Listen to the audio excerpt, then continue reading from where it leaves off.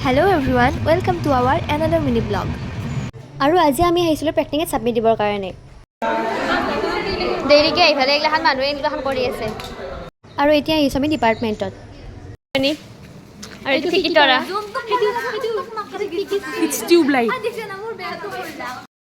sign কৰি আনিছি আমাৰ ফিকিতৰা আৰু এতিয়া আমি চিকেন পকৰা খাব আনিলোঁ ৰুমত আৰু লগতে চুপো আনিছোঁ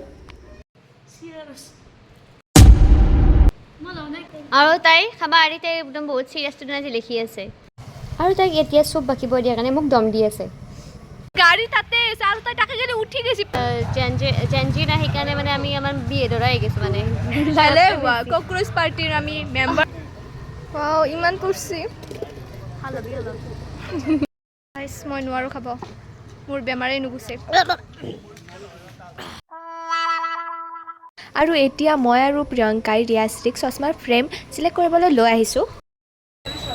ভাল লাগছে দে ভাল লাগছে আজিৰ ভিডিঅ'টো এইখিনিয়ে বাই